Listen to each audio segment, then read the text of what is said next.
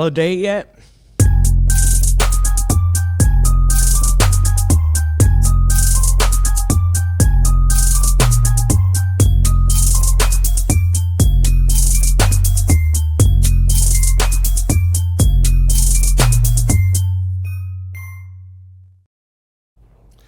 Hey, it's the Poor Sports Seattle podcast. This is Casey McLain, and we're down one comedian roundtable member for a little bit until Cory gets to his microphone. You were saying you wanted to test it out with just us to see if you could actually cut Cory out because he's not that funny. Well, we'll see.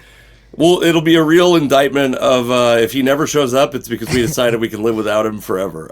I like your new background there. You finally got serious about a spot, and then you kicked off a founding member. Yeah, that's right. No, I'm hopefully I ordered a Seattle Seahawks championship banner for back here. They make one that's fucking huge, by the way, that I'm still considering ordering. It's I've ordered in the last couple days a lot of Seahawks merch stuff, like the championship merch. And have you ordered any of that, by the way? No, the problem with merch is that there's always someone. Were you talking to me about the spring training hats, or maybe it was someone else? Oh no, I think it was somebody else. And Aaron, I think, and Aaron Wrighton, AA for some reason. Yeah, and I was like, oh, those are sick, but I'm also like, what am I going to do with 75 hats now? Sure. It's just, there's too much merch. Plus, I'm saving money to buy the team. So I think if we start a GoFundMe, I forget, I have to look up, I'm not going to look it up, but someone calculated, like, if this many people put $88,000, we can be the Packers and we can own the team ourselves. I was like, that's never going to happen. Yeah. Dude, Elon Musk is going to buy it, so... I went to Lambeau 2 years ago when I was at Skyline the first time, which is in Appleton, 30 miles outside of Green Bay. I've done that drive when I've been booked there too, yeah. Yeah, it's first off, by the way, if you want to hate the Mariners specifically, even though they're not football, if you want to hate a team for not creating a culture, go to Lambeau, because you're like, oh, this whole city runs on this football team, like, and they were talking about how... Well, city is, Yeah, except for, by the way, the stadium holds like 90,000 people, and the city's like 100,000 people. Okay. And in like 1975, the local city approved to increase taxes to expand the stadium. Can you imagine, in any city in the United States, the citizens voting yes on a bill at this point that increases taxes? But they are owners of the team, so in effect, they're like, well, it's just going to bring in more revenue for us. So, but they don't collect revenue like that on a, you know what I mean? Like that's not how that whole thing is. It's that's a fun program scam. They have. Yeah. It's a scam. Yeah, it's just like it's like a GoFundMe or a Kickstarter. Like COVID, a scam. It reminds me of Wrigley a little bit, because you see like aerial views of Wrigley and you're like, oh, where's all the parking lots and but it's like smack dab in the middle of the city. It's pretty cool. We couldn't live without him. That's, as it turns out, we could not live without Cory. 3 minutes and then... Oh, you start? Yeah, well, we're started. Oh, baby. We're almost finished. Now that you're here. Right. You guys catch up. I got my wife calling me to figure out what the hell's going on. So, well, your life. Casey was at Lambeau Field and he tried to do the leap and he broke his ankle. And, Lambeau leap. Cory, have you been to Lambeau in your times at Appleton? Yeah. Outside of the season. Yeah, I didn't realize it's just like it's like a mall, basically. You're just shops and restaurants, but never saw the field. I don't know. Yeah, I've never. Oh, did you not do the tour? No, time constraints or something. I don't know. Was that you and I, Andrew? No, I wasn't there. I was there with Chris Frangiola, and he didn't want to go, so it was just me. I was just there alone at the tour. And I was telling Andrew, like it makes me angry at Seattle sports franchises for not building a culture around it, because they love it so much there, and I want that here. I want to have I think the Seahawks are getting close, but I want a team that we care about that much. Andrew, you were comparing it to Wrigley Field.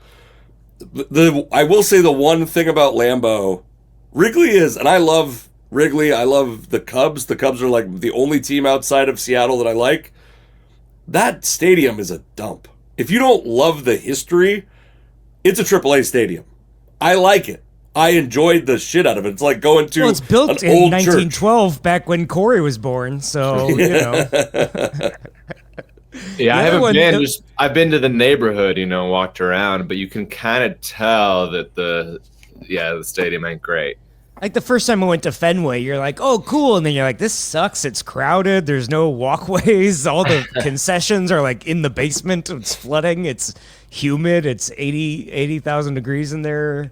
They put the hot dogs in the boiler room. It's disgusting. Yeah, they need to tear it down and rebuild it, honestly.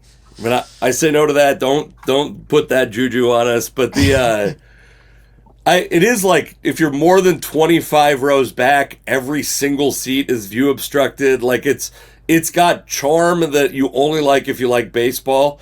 Like if my wife went there, she would hate it. But if as a baseball fan, you're sitting there and it's like being in an old church. You know what I mean? We're like, oh yeah, the floor creaks at on every step, and I love it. You know what I mean? But if you're not that religion, then it's not as charming. The floor doesn't creak for me. I think that might just be a you thing. Cory, did you buy any Seahawks Super Bowl merch?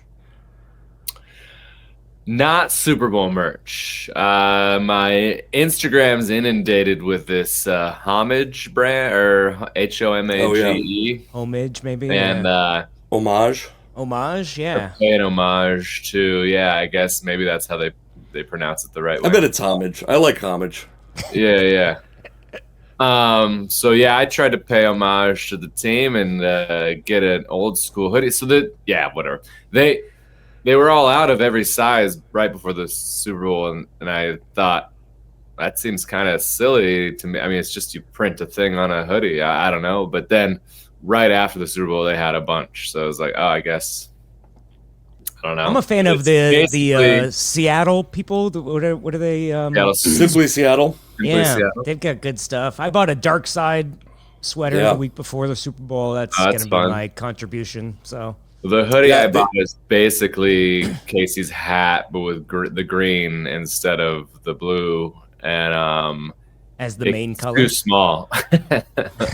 I'm too fat, so I gotta send it back and get it hopefully exchanged. Anyway, I think I might be in the middle of the sizes, though. Don't you hate that when that happens? When you're like, oh man, really hate that. That's what a bummer that is. God damn. Like what? 2 or 3 X's? Oh man, I don't know. I don't know which one to buy.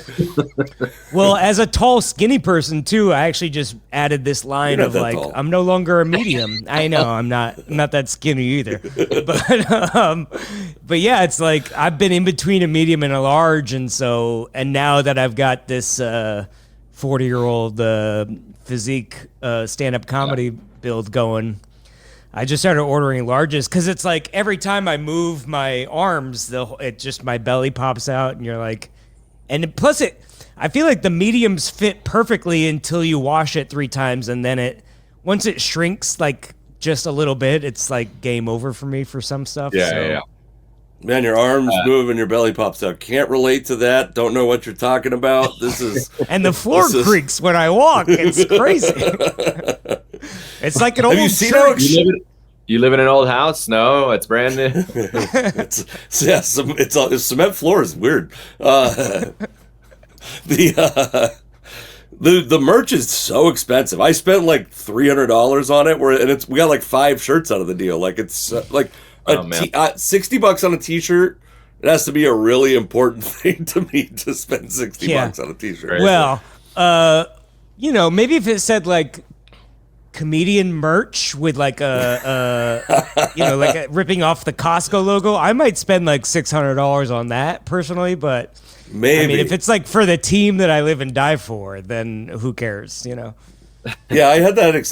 Andrew's referring. I've texted you guys both about this, but I'll tell the story and you can ask me any questions. The guy would like to remain anonymous. He got mad at me for outing him. Well, this dude came up to me after my show on Monday, and he's like, "I loved all your kids' stuff." It like genuinely was like moved by it. I want to make out with my kids too. And he goes, "I want to buy 5 shirts for my family," and then he goes, "And I want to buy the next 6 people's shirts, like pay it forward, like Starbucks." And I was like, "That sounds great." And then he's standing there, and the next person comes up, and I'm like, "That guy bought your shirt," and he's like, "Dude, stop! I'm not trying to do this for like credit. I just want to. I'm gonna hang out and talk to you in a little bit. Please stop telling people that I bought it." And so then he like went away, so I couldn't point him out. And then he came up after the show, and he's like, "All right, I'm gonna buy 3 more for my family, and then like 7." He ended up being, I've been telling people 19, but I redid the count. It was 21 shirts that this guy ended up paying for. 7 of them I still have to give away. So, by the way, if you're in the comments, come to a show and you let me know you heard this podcast, I will give you a free shirt. That's what I'm saying for the next 7 people. Wow. Okay. But so then he goes, he's like, I wonder you bought $47,000 worth of Seahawks memorabilia. You gotta. It certainly made it easier to afford. This is literal money laundering. Yeah. So he the reason he even like remember, like we had an interaction before the show because I was like, he had a Super Bowl hat on. I was like, "Oh, that's cool. Did you buy that on Fanatics?" And he's like, kind of gruffly was like, "No, I was at the game." And I was like, "Oh shit, that's amazing." And then he came up to me and he was telling me about it. And he goes, "So anyways, this whole thing goes through." And he goes, "I want you, I'm a season ticket holder. I want you to pick out a game next year to go to." And then he's like, "And by the way, I got to leave here because I know the club's closing. I'm going to go down the street to a bar. Come have a drink with me if you'd like to." And I was like, man, this guy, first off, gave me no vibes that like he was going to try to sleep with me. It wasn't like Cory on OnlyFans. Like he was right. Felt like he was in it for the right reasons. And so I go end up hanging out with this guy, buys my drinks, which I meant to buy his drinks, and then he bought my drinks, which is, I feel like a little bit of a dick over. But then, was he like, "Can I buy 7 shots for the next 6 people to walk through the bar?" We were at a nice place. That probably would have taken all the money out of the t-shirt game. He's like, "Actually, I just want to buy her 7 shots." But yeah, then it turns out this dude is like best friends with a guy I went to high school with that I'd lost touch with. So now I'm like back in touch with a high school friend, all because of this guy's Super Bowl hat and me, telling jokes about kissing my daughter. Wow. That's quite a whirlwind. And say his name right now, everybody. Just I'll say his name and last name. He loves the credit. Doing the whole thing. I just want his email to put on my MailChimp. Just give me an email and a zip code, and then I can invite him to. We got a big show in Renton this week if he wants to come. So. Oh man, yeah, he's one of those guys where you're like, dude, so generous. If I'm ever where you are, please let me know. I'll get you in for free. And he's like, "No, I love to support." And I'm like, it doesn't really help me. I don't have a lot of door deals. Like, it just come to the show would be way better than me getting, just get in free and give me the ticket money. Like, that's not that big of a deal. That's right. Hold on, I'm gonna pull up. I don't know what this says. That's stupid, dude. I don't know what that relates to, but I did. We did have a heard Andrew is gonna buy the Seahawks. That's good. Story. And then he said he also said in before the Oakland Seahawks. Oh, so, Seahawks are for sale officially. That news came out today. I don't know if you saw that, Cory. I did, yeah. I'm going to take my best stab at being Andrew Rivers, and I wrote a few jokes about the potential buyers. Jeff Bezos might buy the team just to shut down the information booths. Mackenzie Bezos may buy the team just to give away season tickets one by one so she stays in the news. The news that maybe that's why Jeff Bezos shut down the Washington Post they'll stop reporting on his ex-wife, and then Bill Gates is gonna put a bid in just to be there for the cheerleading tryouts, or maybe he'll be with the team trainers sneaking steroids into people's. Dude, the Mercer Island Seahawks would be sick. That guy loves islands. Yeah. Just any island will do it. Lake Island. Well, yeah, you talk about how great Wrigley is, and you want the Lambeau Field experience. You got to move it to a quiet neighborhood, and Mercer Island. Those people could actually afford to buy a piece of the Seahawks. So it would solve all of our traffic problems. Just putting That's true. the main epicenter right near no public transportation, and. How long does it take for a football team to sell? It could definitely be longer than a year. I would say to get it finalized will probably be more than a year, but like to go through the bidding process can be a long time. Could be through all of next season potentially. Yeah. And they've got to get like approval from the league, and I heard about that, and I don't know if this is true or if this will apply to the Seahawks, but apparently they have like a Rolodex of pre-approved people who are like have been vetted and are like that. This is why like Chris Hansen as like a hedge fund manager was a little bit controversial and a little bit of a risk for the NBA because hedge funds typically aren't the kind of that guy almost ruined Andrew's life. The other Chris Hansen. Yeah. Oh, wrong one. Wrong, Chris Hansen. Sorry. I was like, no, the pizza is for me. I just came here to hang out and watch movies. I don't understand what the big deal is. Chuck E. Cheese. I love Chuck E. Cheese. Sorry. Do you have any? I thought I was grabbing the ball in the ball pit. It just turned out to be Casey's daughter. So, Jesus, take it easy, Jesus Christ. She's for me to make jokes about, not you.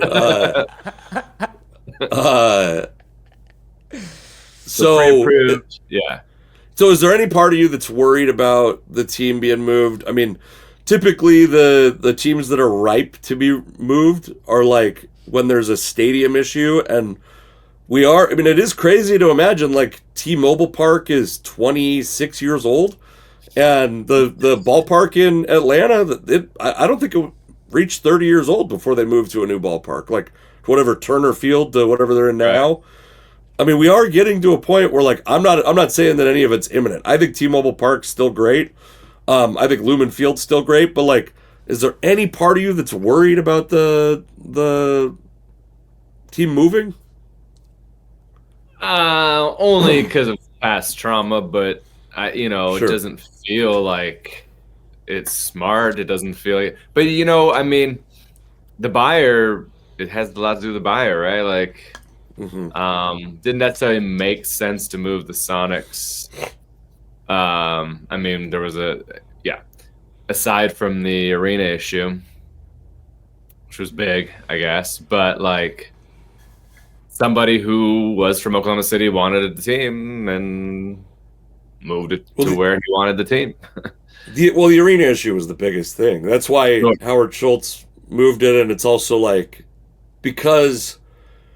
Like, even if Chris Hansen wanted to put a team here, this idea that, like, they would fund a big chunk of it and the city wouldn't, that's actually not a positive for the NBA, because the NBA works on behalf of the owners, not the fans, and the owners don't want to pay for their own stadium. So it's actually, like, a bad precedent for the owners. In Oakland, when the Warriors, I think, maybe fully financed their own stadium, that was, like, really, owners were really mad about that because that meant when you have a team in Indianapolis, those people are going to want you to do that too. For sure. I mean, like if we sold it to it feels like we sold it to a different owner, maybe it wouldn't have moved. But I mean, LA could use a fifth NFL franchise. That's a city that's just loves their teams, and they're ride or die for their teams, and so I could see that. Yeah. I'm trying. Am I worried? No. I mean, I haven't heard any. It hasn't even been floated as a sarcastic, except for this guy in the comments, but. I can't imagine.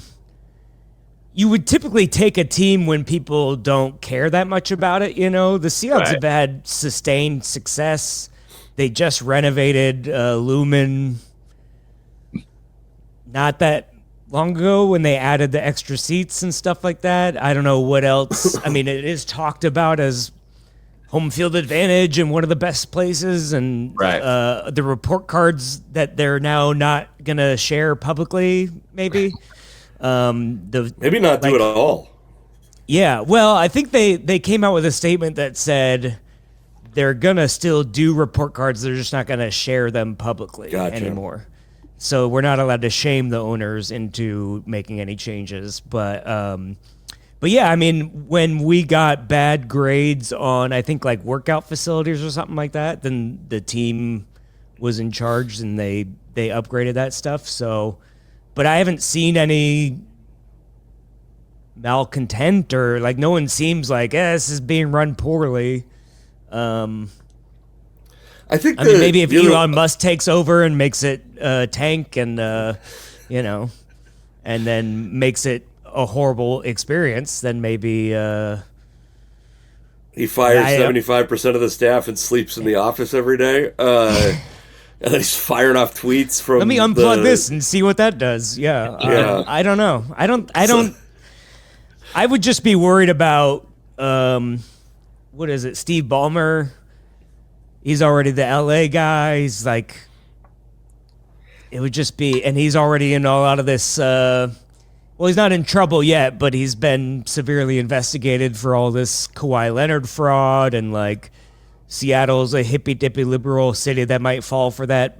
Oh, we're paying him to plant trees, not play basketball, I swear. And then, I would guess that Steve Ballmer is, especially while he's still under investigation, is probably is off the pre-approved list, would be my guess. Now, is he actually under investigation, or are they just doing a lot of podcasts about it? It's probably podcasts. I mean, again, it's I don't know.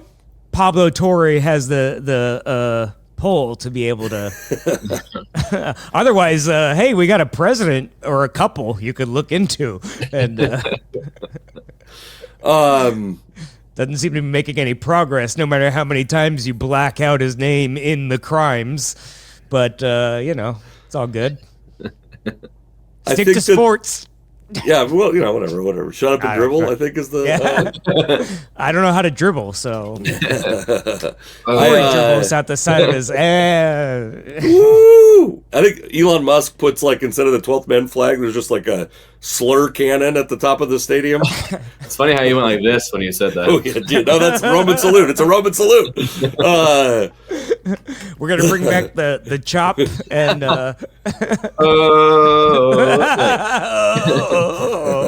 Wait. I am worried, though, like, if a new owner comes in, obviously, I think they're going to keep the team here, but to have just a shift in philosophy that... Because John Schneider's gotten, 17 years or something at this point to build a sustainable product, to go through a whole coaching change and create a philosophy. And I don't think he would have gotten that in every city. And at least I think what Jody Allen just kind of kept things like treading water philosophically. Like, I don't think she changed anything positive or negatively from Paul Allen. And I'm worried if you get a guy... Let's call him Jeff Bezos, but I don't know this about Bezos in particular. That's a little less patient. Hands-on, yeah. Yeah, it wants to be Howard Schultz. Don't do that while we're talking about Howard Schultz, by the way. That's Wants to be I've Jerry seen that Jones. meme. That's no good. But yeah, wants to be Jerry Jones and Mark Cuban. We've talked about how you want your owner to be Mark Cuban. I would love, by the way, if just Mark Cuban was the owner of the Seahawks. That'd be incredible. Well, it sounds like he might buy back the Mavericks. The Mavericks had this whole thing where they were trying to build a big casino, and they were lobbying all these Texas lawmakers. And then after 3 years, they were like, "I guess we're not going to get legalized gambling, and we're going to sell the team again." And so now that they destroyed their whole franchise for years to come, he's going to Dave Portnoy his way back into the Mavericks. He's going to buy him back for $1 or whatever. I guess that's the thing I'm more. I mean, I don't think they're gonna move, but I am worried. Like, the sale doesn't feel like good news to me. Everybody seems to be like, oh, they're gonna sell for the most any franchise ever has. That sounds like cool until you're like, but that means that I have to pay tickets to go see the most expensive franchise that's ever been sold, which that person's gonna want to make that money back in some form. It doesn't mean tickets are going to go up 100% next year, but they might. They're a Super Bowl winning team. And then they're going to have a new owner that wants to make their money back, that doesn't have the equity built up from buying them a lot less expensive. Yeah. It's already, I already can't afford it. I don't know. So what do we? I got to rely on fans in the audience to potentially, I got to suck a fan's dick at a steakhouse bar just to get You left that part of the story out. Oh shit. No wonder he doesn't want his name to be mentioned. Yeah. No, I don't know. I get like fans are taking a lot of pride in the idea that the Seahawks are going to be the most valuable franchise ever.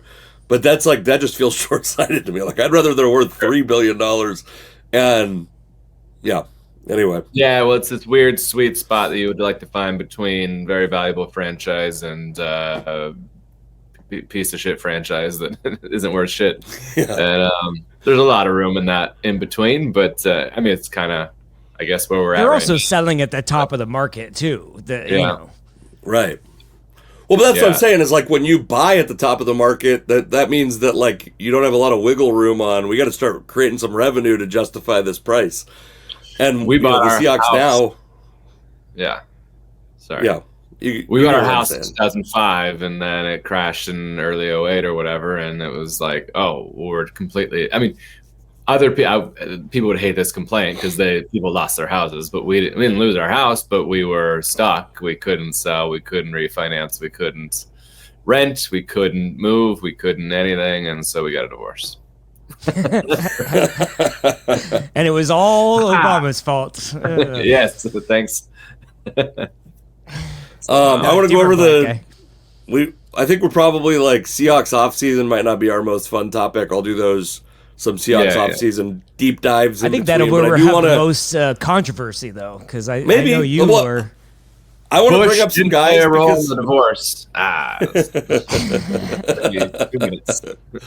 So we did have a conversation last week when I was like very dehydrated and depleted from having removed every bodily fluid out of my body for 2 days, and I will say, like, I don't think I did the greatest job of representing what Spot Track said, but it wasn't that far off. But since then, Pro Football Focus has put out what I think is a more realistic contract estimate for all the players that we talked about. So I'm going to go over them.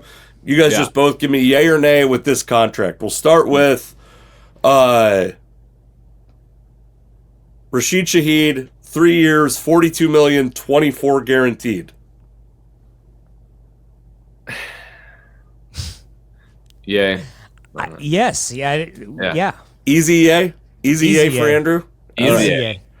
You seemed a little bit conflicted, Cory. The price is so high, but I don't know what else. Again, it's like what. Like I want to keep Kenneth Walker, but I also go like, with the. We'll get to Kenneth Walker. Relax. Jesus Christ. Right.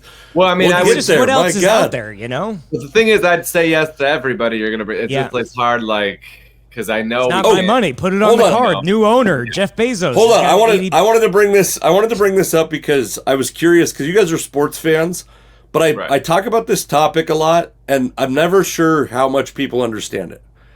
Do you guys understand what rollover cap in the NFL is? Do you know what that means? I don't understand it now. Okay.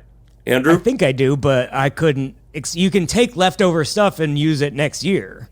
But yeah, so if the salary cap is $300 million, but you didn't spend $70 million of your cap space the previous year, you can actually spend $370 million the next year. Next year. Okay, and in the upcoming years, Jackson Smith-Njigba is going to need to be extended, and he's going to change, or he's going to set the market for receivers. Yeah.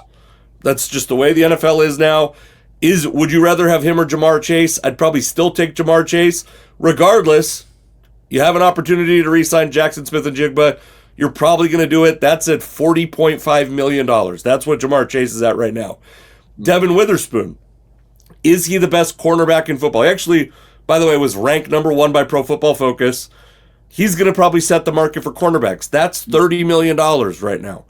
So the people talk about the Seahawks having a bunch of cap space. They have $73 million right now with 43 players signed. And those guys aren't going to make that in the first year or whatever. But you can see, like, that's not that much space once you start re-signing your own players. Right. So anyways, okay, go back to Shaheed. My only apprehension with Shaheed, and it's, we talked about Cooper Kupp a little bit last week. You can save, if they decided to cut Cooper Kupp, they'd save $9.5 million. His contract was guaranteed, though, the day after the Super Bowl or whatever. Is that right? The full contract is guaranteed? They, yeah, I can look it up, but you keep talking. Okay, so that would be surprising, but that actually is crazy if they made that deal. I mean, I guess there's almost nothing I wouldn't put in a contract to win a Super Bowl, but I think you need someone to take the volume away from Jackson Smith-Njigba, and that's never been Rashid Shaheed. Rashid Shaheed's never had a season with 1,000 yards. He's never had a season where he caught a bunch of balls. He's valuable in the return game. Yeah. Yeah, I get how he's valuable, and to have him at a low salary, even if you had to give up some picks, was like interesting and valuable. Yeah. Torrey Horton does some of the stuff that he does, none of it probably quite as well, but it's a lot to pay for the difference between Torrey Horton and he was like, Rashid in Shaheed. baseball when you go get a pitcher at the deadline and try and win the World Series, it feels like, and we did it, and so maybe that's just kind of, we got, we rented him, and damn, you're right. That's crazy. Right again, 2 weeks in a row. I'm usually on it. $9 million guaranteed salary. Wow. Okay, well then I guess take that off of the. Pretty low for like a third receiver, for like a role playing. So that's $9 million guaranteed salary. Are you talking about for Cooper Kupp? I think so, yeah. And no, his cap number is $17.5 million. That's not low That's really not low for a second receiver. That's probably relatively high for a second receiver. But we could take that off of the. I guess if that's the case, I'm probably somewhere close to a no on Rashid Shaheed. I'm like an unpopular person with that opinion. Right. But I also, my buddy Dan Viens, who I think has the best Seahawks podcast called Seahawks Forever, he did this exact thing, and because I'm going to do a deeper thing, I haven't watched it yet, but he brought up two comparisons on social media about this, which were, oh shit, now if I had them better, but both of them were like, oh, these aren't guys that I think are that exciting if you're making that comparison. Guys in that middle class of receivers, signing them to 3-year deals for big money, like, usually they're disappointing. Right. Anyways, Kenneth Walker, they had at 3 years, $27 million, $20 million guaranteed. Absolutely, yeah, absolutely on that. $9 million a year is the lowest pay for his age and quality. I mean, it's right below Kyron Williams. It's 5 years. I'd say no, because he becomes Joe Mixon, and sure, who wants that? But yeah, I would normally say no on a running back, but he's only 25. That takes him to 28. $9 million a year is pretty low relative to the market. So I guess I didn't know that's what it was going to be. I was ready to say no, but now. Well, Spot Track had him I looked at their actual contract, and they had him at 436. They don't do the guarantee projection. Yeah. So at 436, where do you fall? 5 years is definitely a no, and for me, but 3 a yes, 4 probably. I don't know. Yeah.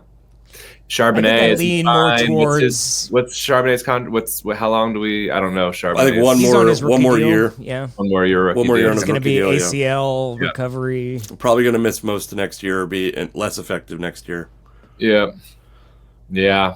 I mean, if you don't sign Walker, you're going in with is George Halani? I don't even know what his rookie contract is. Right at this point, you'd be going in with massive question marks at running back next year. Right. Right. I think you could trade for Devin Achane, maybe. I feel like Possibly. Miami's tanking and getting rid of all their people, and Achane's on the last year of his contract, and he's kind of a squirty, scooty guy that might work, but Yeah. otherwise you just got to hope you hit on a late round draft pick, which Charbonnet and Kenneth Walker were both second round picks. Do you want to use another second round pick on a running back?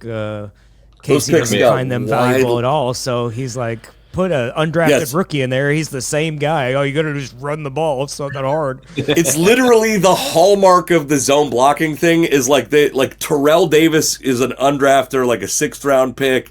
Mike Anderson is like a Marine veteran that they pull off the street. Olandis Gary. The reason I know these names is because this system is so prolific at creating productive running backs. Now, you've been working on your scouting book all off season. I know you've been traveling around. When you're in Wisconsin, do you scout out the colleges at Madison? Of course I go to University of Wisconsin. and so you're a yay then, I'm taking it?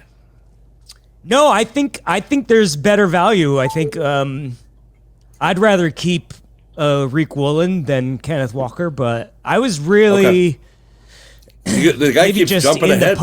I know. I was maybe post glow of MVP, Super Bowl, and we lost Charbonnet, but just for the sake of creating argument, I say cut them all. I mean, they're useless to me. I'm telling you, with Kenneth Walker, if I'm the Seahawks, I have the thank you for all your contributions draft already on Twitter, ready to, when he finds his new team, ready to be like, bon voyage. And by the way, I think Kenneth Walker's fine. I think he's going to have a good career. I hope if it's at $9 million a year that it's somewhere else. Let's move on to Reek Woolen because he's. I mean, that's more than Joe Mixon gets paid.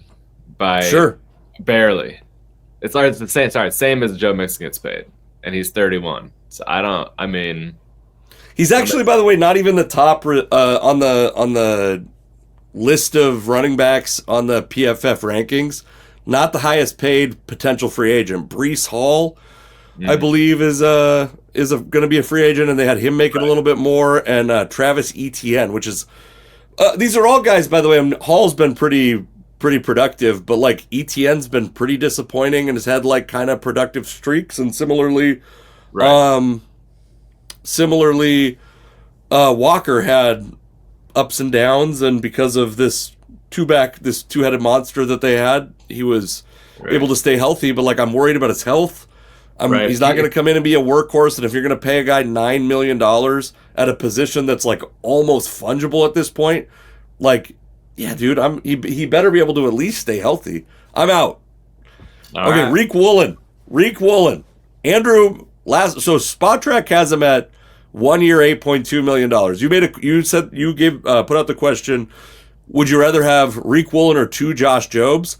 I think it's got to be just a glitch or a fuck up by PFF. They don't have Josh Job in their top like 150 free agents. That can't be correct. So we can revisit that later if it becomes. But Reek Woolen is at 3 years, $45 million, $30 million guaranteed. I think not paying him is 35? Equivalent to an emotional 45. Outburst. 45. All of his metrics, all of his numbers, a few boneheaded plays a year or whatever, but like he's so good. So I just don't see, you got to keep your blue chip players you don't just go, hey, we'll find another athletic freak that's 6'5" and runs a 4.240 and has the length of a giraffe. Like, you've got to trust in your coaching ability to get those guys straight. I think Mike is probably going to be more frustrated and go, get the fuck off my team, but I think with great players, you got to pay them. Where would you guess that Josh Job and Reek Woolen each ranked on the PFF grades, like among cornerbacks in the NFL?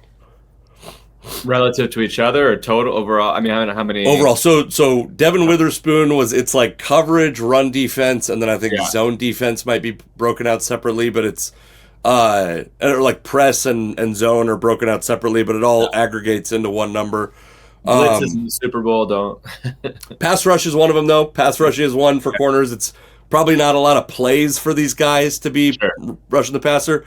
But Reek is the number one cornerback by PFF grades. Where do you think that... Sorry, not Reek. Devin Witherspoon's number one. Where do you think Reek and Job are? 30s?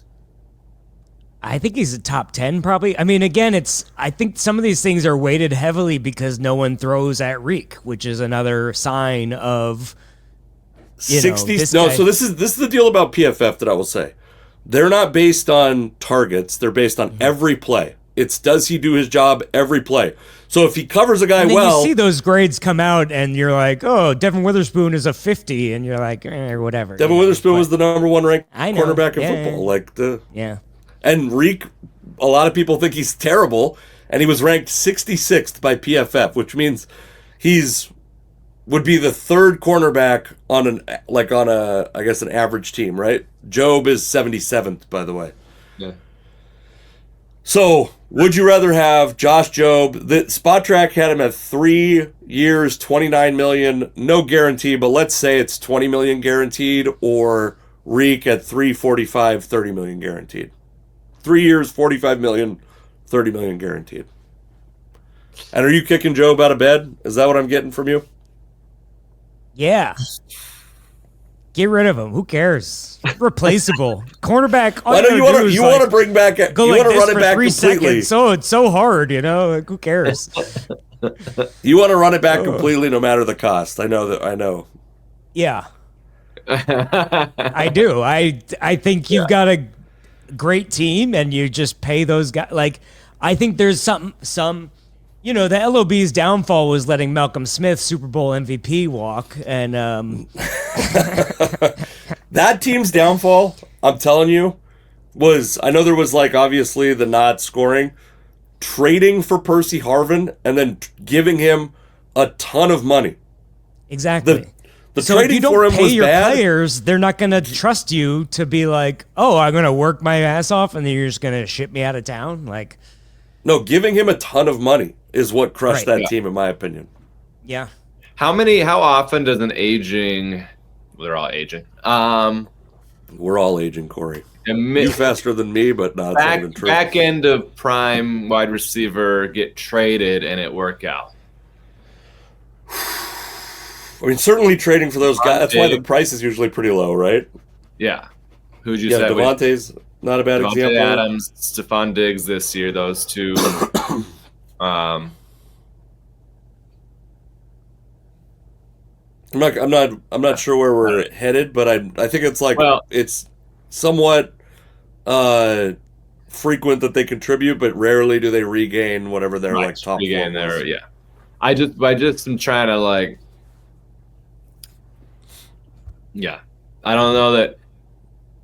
Where are we gonna get that second receiver? Where is that? Is it Cooper Kupp is our second receiver? Yeah, I mean he was the second receiver last year. I know, but without, I don't know. It just doesn't seem. There's not even a run first team. Seems like we need someone. I don't know. I feel like the podcast just skipped back 15 minutes, and I'm like, yeah. By the way, that made me think of it. Yeah.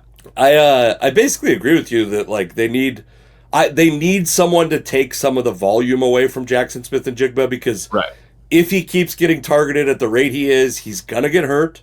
And if he gets hurt, the offense is fucked. I understand they're a run-first team, but they're a run-first team who had a wide receiver who was the offensive player of the year because he commanded a historically high target percentage for a team that's actually competitive. And you can't sustain that. He can't keep getting 40% of the targets or whatever it was. And stay healthy. It's just not realistic. Right. All right. Someone said something that made me think of it. Job or Reek? I don't know what this means. Andrew's hurt too. I am hurt, but I got a broken toe still. On the DL. I don't know. I don't know. I want to get rid of Reek after the NFC Championship game, but. So did Casey. Immediate text. Yeah. What a fitting end to his career. What do we got for you? I don't know. Honestly, at 3 years, $45 million, I think that's pretty reasonable for Reek. I think he's a talent. I just don't know if he fits the scheme very well. And if that's the case, then I think you got to move on from him. But I think whoever gets him at 3 years, $45 million, it's actually a bargain.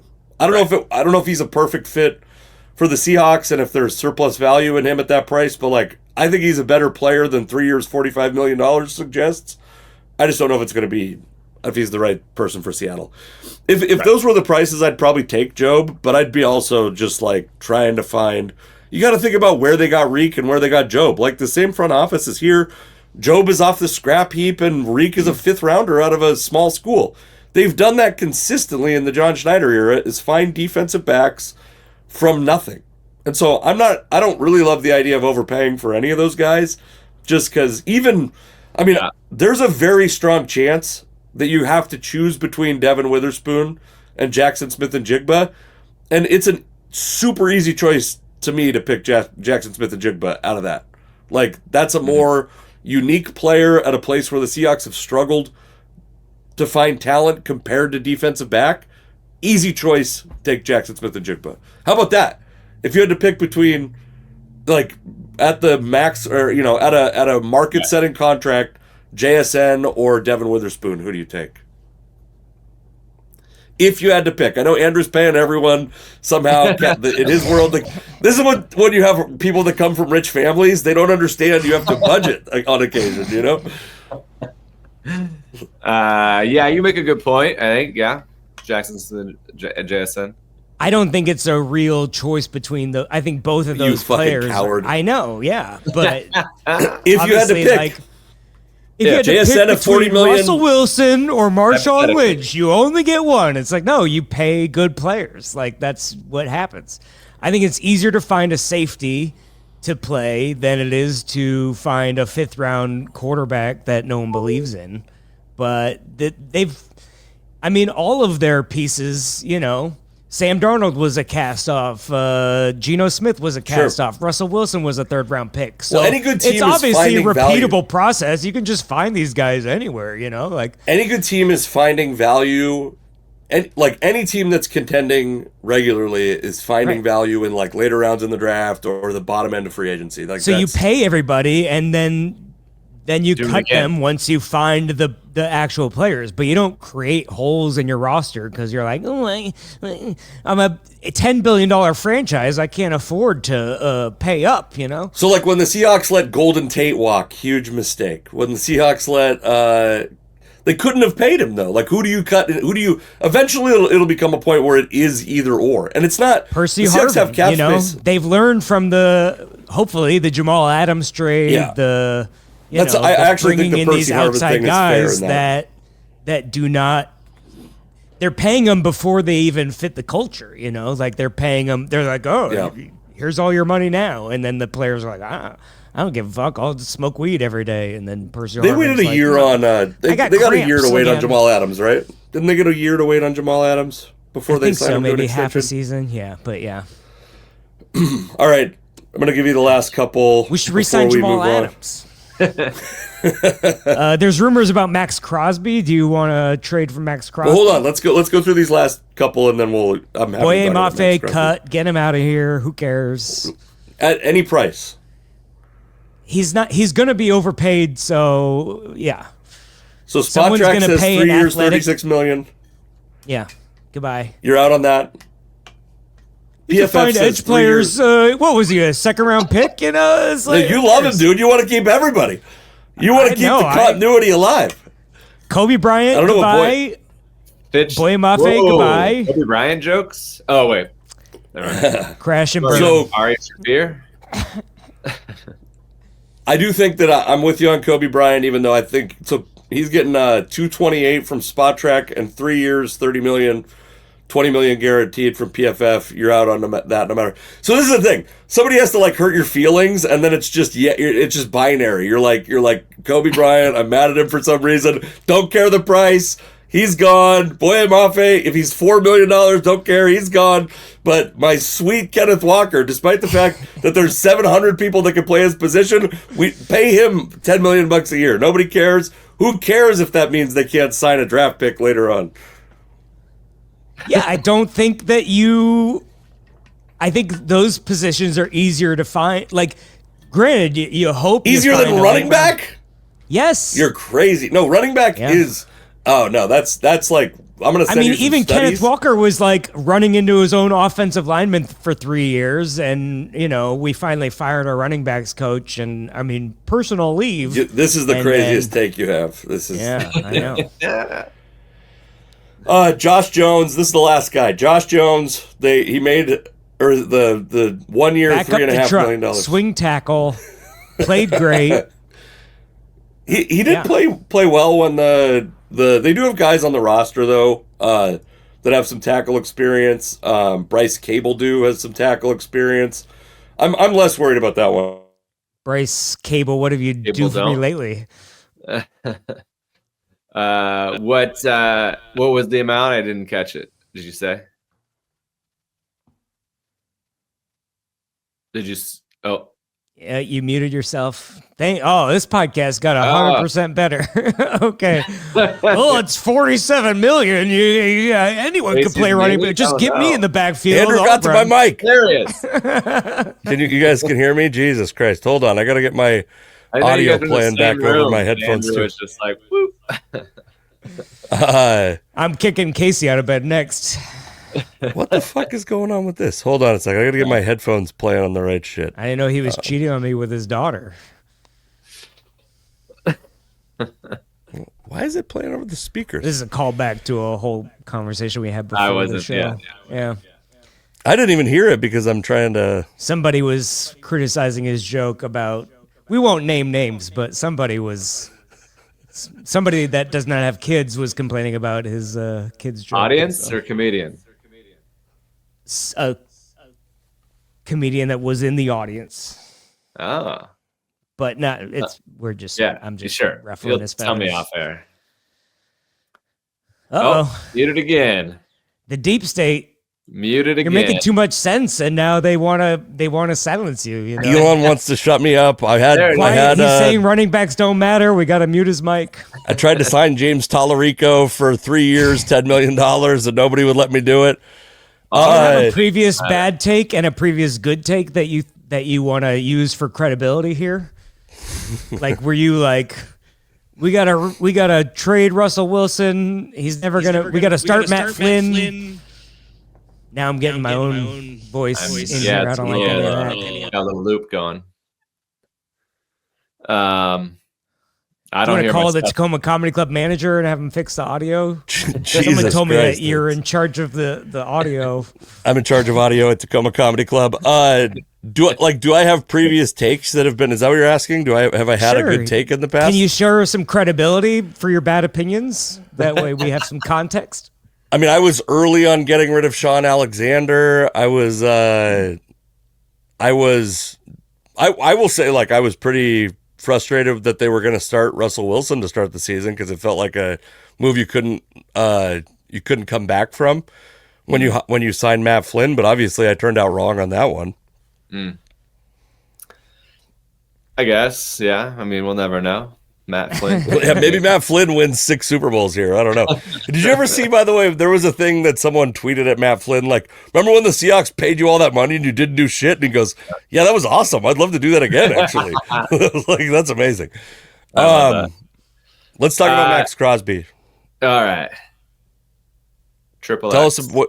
Yeah, so what are your Well, he's supposed to go for like 2 first-round picks and a player, probably, is what people, I guess we got turned down at the trade deadline for 2 first-round picks plus a player.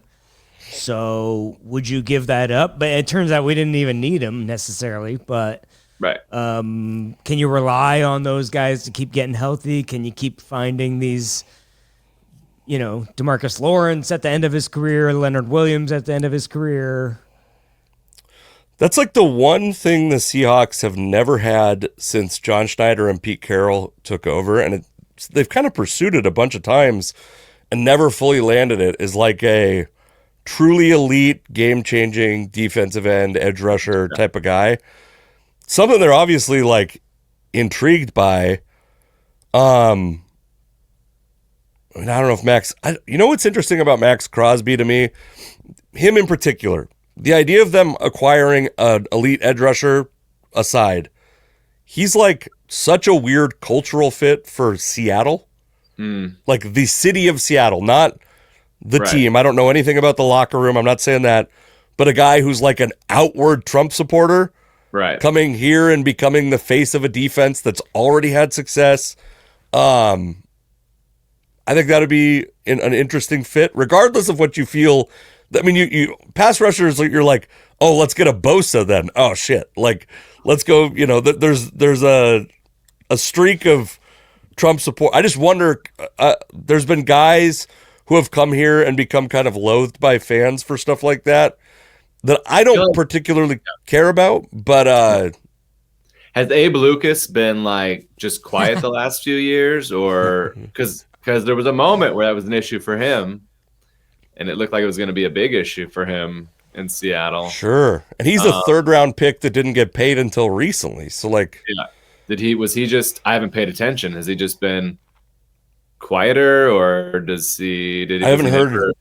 I haven't heard him say anything. I mean, I remember when Richard Sherman was kind of weighing in that regard, like kind of or like what would you call it, heterodox takes on stuff, and it was controversial at the time. And then Sherman, I think Sherman's a smart enough dude that I would say it's probably actually through self-reflection, and also doesn't give a fuck about anyone else's opinion enough that I think it was probably genuine that he was like, yeah, I rethought it, and I don't feel that way anymore. But I was like curious about it. Was at the beginning of the All Lives Matter, Blue Lives Matter stuff. He was kind of like publicly exploring the All Lives Matter stuff, which in Seattle is obviously very unpopular. So, but Crosby the player, I mean, it'd be really interesting to see a player with those talents, with that dominant ability on this defense. And we've just never seen it across multiple iterations of kind of progressive leading edge defenses.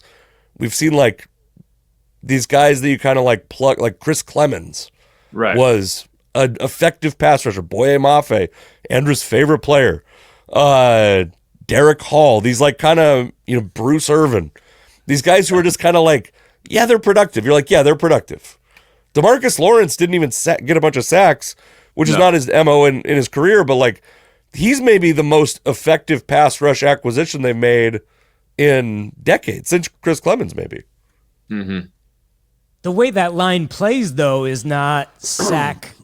They're not after the stats necessarily. Like they play like a gap and a half scheme. They're trying to shut down the run first. And disguise where the pass rush is coming from when there is a pass rush. Yeah. Would that change for the... Oh, go ahead. Partisanship of NFL teams. The Seahawks have 40% Democratic voter registration and 10% Republican, which is interesting. And only the Green Bay Packers are...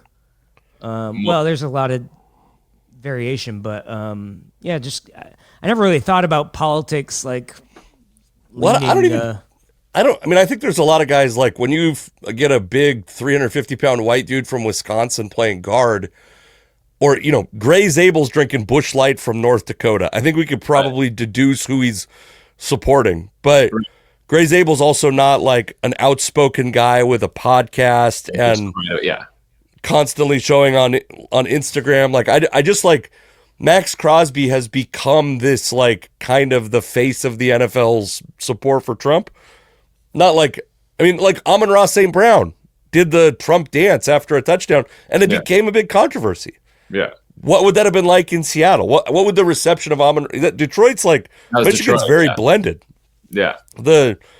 I just like, I'm worried about that acquisition just from that regard. 2 first-round picks and a player.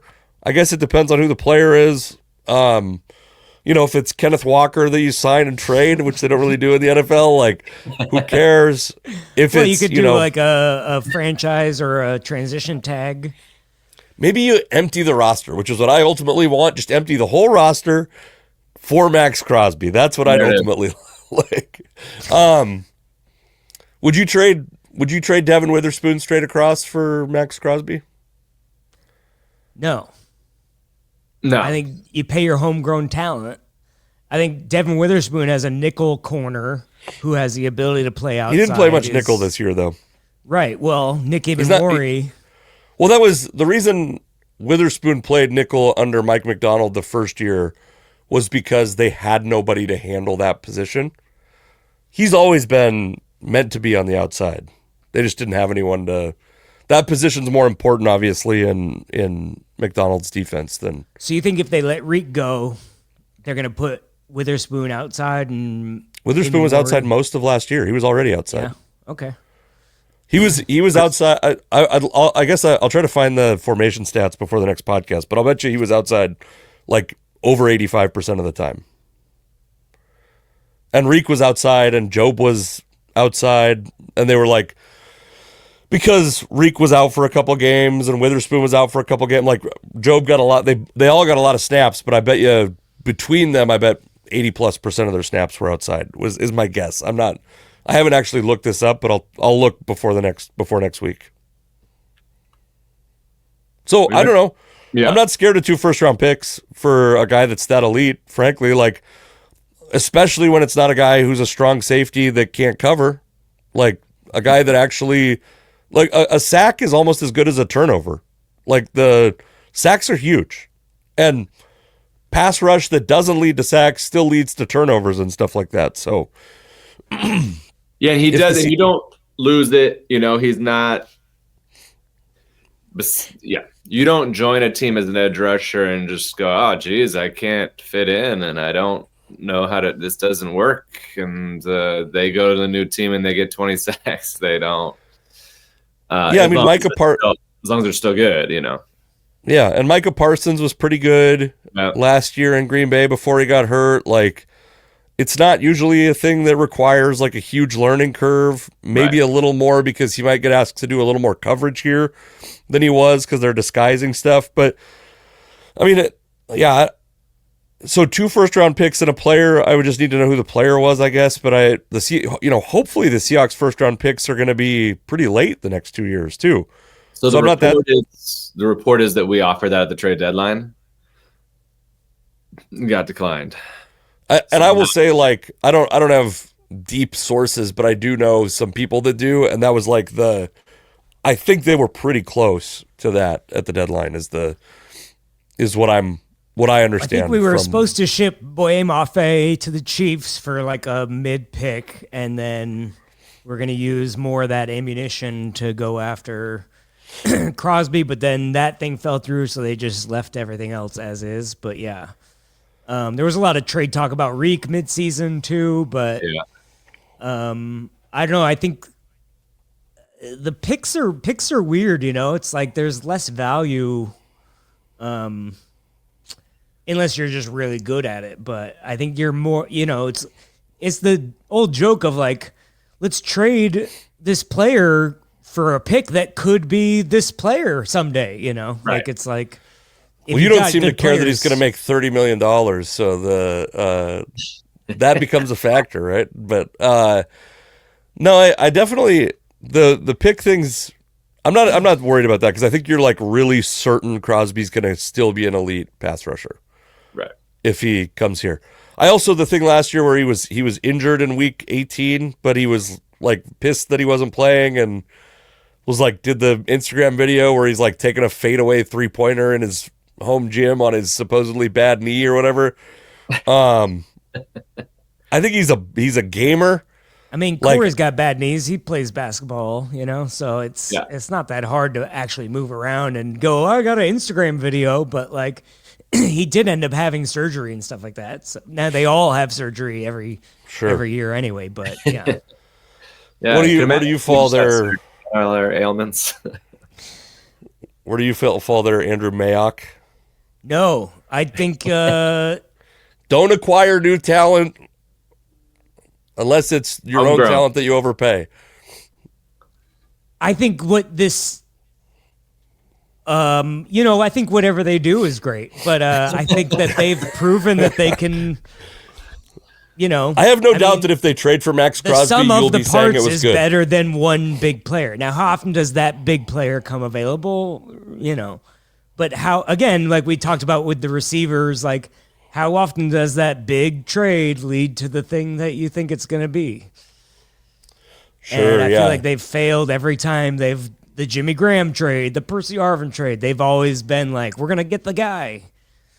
I trust this team to actually, have a plan if they do get a big red zone tight end to actually throw it to him in the red zone. Also, we genuinely are back to this is a bad move unless the Seahawks do it. Yes. If they do it, then it's actually a good move. But they shouldn't do it. That's my point. Don't do it. It's not a good idea. Are you going to stand by that if they do it, or are you going to say they shouldn't have done it? Okay, all right. We got to remember this because I know your nature is going to be. They're not going to do it because I just talked to John and it's all good. You just FaceTime John and Mike. It's kind of funny because I think that they were interested. Well, I talked to Adam Crosby. Ray. He's my source on the inside, so he's been negotiating. Oh God, when he's playing Max Crosby at the Moore Theater next year, it's going to be. Although John Schneider did say at the parade that he was negotiating with Ken Walker already, so I think they might have taken advantage of him when he was drinking. So they did say they weren't going to use a tag on him, which I actually would have been relatively tag. The only thing that's I'm not comfortable with on franchise tags is how it fucks with morale, because it is kind of shitty to the player, especially a running back who's going to have, his career is probably going to be over at 28 years old. To take an additional year away from him is tough. And how that affects not really that player, but when Devin Witherspoon's thinking about how the team treated Kenneth Walker while he's negotiating his contract, Right. It's not the tag and trade with Frank Clark. We got rid of him, Yeah, that's true. I mean, if you're going to trade the player away anyway, and it's just a way to retain him, I think that's a little bit different. But even that's a little strong army, and I don't think the Mariners love to do that stuff. But yeah, I get it. I don't know if it's worth it to do it for a guy that's a mid to late 20s running back that's, you could probably replace with George Holani next year if you wanted to.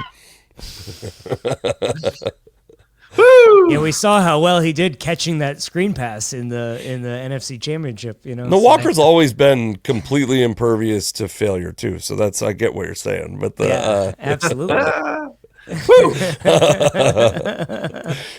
Too bad we're not doing this in person. We can wrestle after. Do you want to talk about? I gotta get going pretty soon. But do you want to talk about your last topic here, Andrew? What do we got? got? Opening day, maybe. Oh, you had dump it here, guy. Dump it here. We have three options. You have fix the NBA draft, Mariners dump it here, guy. Sure. Or is ballpark food too fancy? Well, I know Casey's got a lot of food takes, but also fix the bleachers. They squeak when I sit down. Some of the floor creaks at T-Mobile Park on me too. I don't know. Yeah, I think. I think this dump it here guy. I'm just trying to clout chase on him a little bit, and so he bought. I had this idea where I think he could be the Where's Waldo of the Mariners, where if he just sits in different sections, then it's it's kind of a fun game. And so I convinced him to buy 300 level tickets front row above the Hit It Here Cafe in right field. And so I'm going to sit with him and come up with some kind of... He's your new Katie Thurston? Something. Huh? He's your new Katie Thurston? Yes. You're really downgrading your Katie Thurstons. Give him a bloody nose. Give him a bloody nose. That'll get some attention. If he marries a crowd work comic, I'd swear to God. Well, he's into he's into the crowd. He's into the clout chase. He's cool with it. So Katie had to reprimand me too many times because I was featured in an article and I would post about it and I'd be like, oh my God, this is exciting. And she's like, ugh, get used to it. And I'm like, sorry. No one ever cared about me, so I find it exciting, but I will back away now that you hate everything. But I don't know. You think this guy's cornball and you hate him and you want to come. You typed so many mean things in the sheet about him, and all I said was all I've ever said was he could play running back for the Seahawks. That's all. He could be Kenneth needs a walker. No, I mean, I actually, of all the guys, I was thinking about this. Who is so we have some kind of super fans in our region. Sadly, the one that's most famous is probably Sonics guy. Rest in peace, Chris Brannon, a comic. Was he as famous at the moment, or is it the lore of him now that he's gone and he's on a mural everywhere? I don't think many people talk about him now that he's gone, frankly. Right. Like, I think at the time he was pretty, I mean, especially like in Tacoma, he was huge. He lived in Tacoma. The sea fence guy, the big low. Big Low. He's got tattoos of like role players for the Mariners that they cut after a year. That's great. That's amazing to have like an Alex Diaz back piece. There's he's got a fucking Rich Amaral on his chest. Rich Amaral. That's why I'm waiting on my Kenneth Walker tattoo. You know, I just want to make sure he's going to be around for on a while, the team. So, yeah. What's your feeling on the super fan in general? Do you have strong positive or negative feelings? I think it's cool. You want to chase the cloud, so you're scared to say anything negative. That's why you're like, keep Kenneth Walker, keep every player. I want everyone to be a happy family. Mommy and Daddy, please stop fighting. I was thinking about how much smarter it is for Adam Ray to just be friends with all these guys instead of talking about them leaving the team. Like that's so much smarter than what I'm trying to do. I think it's cool. I mean, I think the fact that it happened organically to him is more of like, right. Now he bought the shirt and he flew to Detroit and he like sat in a random section. The ball just happened to come to him. He seems nice. He's like a lonely guy, and so am I. So I could use another friend. Why are you trying to continue the male loneliness epidemic, Casey? That's the bigger question. Hey, you're the one you're trying to talk yourself out of this relationship with him. I think he's fine. He took a picture with me at the game you and I both went to. I invited him to come to my comedy show the next night. He did not do it, so he's not that lonely. Smart. He's not lonely enough to come to a Casey McLain show. And that was by the way, if you want to be lonely, that's a great place to be. Decisions on where to sit now. He just cannot pick wrong. The second home run ball came right to him in the playoff game that we went to. They bounced off of his hands. Like, that's crazy. Yeah. It's so crazy. Super fan imagine you sit in the general. 300 level and a ball actually, somehow gets up there. Like that'd be crazy, Yeah.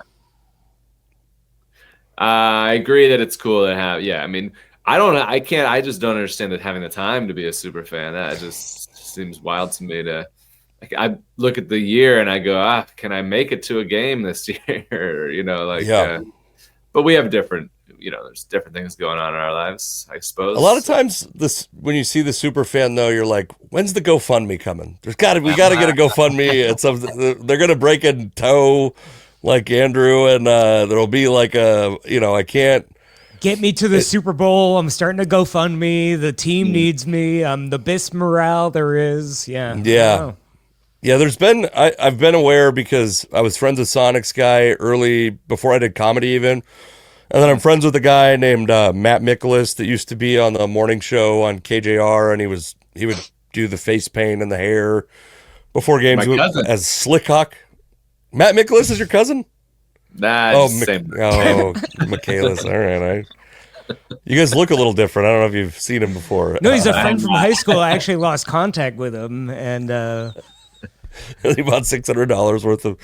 I think, Casey, you should be a super fan. I think we've got to create an identity. You can be the super not fan. You should hold a sign at the games that say running backs don't matter, cut Kenneth Walker, and don't run the damn ball. Yes. Pass on the 1 yard line. Corey's already got that covered with his little TikTok video. No, Terrell Davis was making $30 million a year when he won 2 straight Super Bowls with Denver, and they'd used a first overall pick on him, so I can understand where you're coming from. Teams that use high draft picks on running backs always do well, as we've seen from Cut Saquon Barkley. I mean, it's like, what did he jump, reverse, do a 360 spin over a guy trying to tackle him? Like, you could just find that in the 7th round, I know it wasn't like Tank Bigsby was just as good as him in his absence, despite being cut by Jacksonville earlier in the year. Nothing like that happened. No, Anyway, This we year. have This plenty, is what we I'm have plenty of saying. time to argue about this. You got to be All right. the running backs don't matter super fan. I'm way behind on that. There's other people that are holding that torch, but I'm happily walking behind them. I do agree that the once you've met the minimum requirements athletically to be a running back, who the running back is matters very little. The running game matters a lot, but like who that specific person is, there's 75 guys who could be pretty productive in that role. All right. All right. Trade for Tank Bigsby. I got to go. Casey McLain comedy. I'm going to be at Tank for Portland Tank. Helium. Tank for Tank. Tank for Tank. Tank Look for forward Tank. to your scouting I think he's reports a free on agent. the upcoming draft. We should do a mock dude. draft and see who gets the most right. This is how I literally did that last year. Like these are some of the most viewed videos on the channel. So we're All right. I will be doing that. We could do one as a team even. We could pull up a mock draft simulator and fucking Andrew knows none of these players. He knows they're good if the Seahawks pick them. He knows that much. But he's like I called Abe Lucas. I called I forget who else, but Well, you called him just to go to a Trump rally. That was yeah, I was like, hey brother. that's gonna be my super fan. Mega Man. Yeah.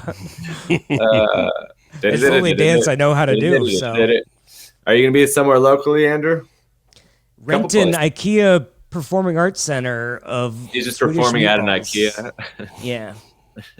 You have We to haven't build the jokes yourself, but I'll just give you the instructions. Saturday. When's that? Saturday. And then you're Bend, driving. Oregon, Sunday. Yeah. Muckle Teal Woodinville. next Thursday. You out there, Muckle Teal? Come see me. I told them I'd promote the show. I thought they had it covered, but it's only 40 seats. I thought we would be good, but it turns out they need help because it's me. So that's not. And then just come to an Everett show sometime. EverettComedy.com. I'll be at Helium Portland with Gabriel Rutledge. Black Raven Brewing, where actually, Andrew, you tried to book me to open for you. And I'm like, oh, I'm glad I didn't accept it because I think the bookers would have been mad at me for taking the No one opening would know. gig 2 weeks earlier. Yeah, that's true. Smead's Pub in Washougal, Washington. And then I'll be at Tacoma Comedy Club 6th and Proctor with Jordan Fisher, March 20th and 21st.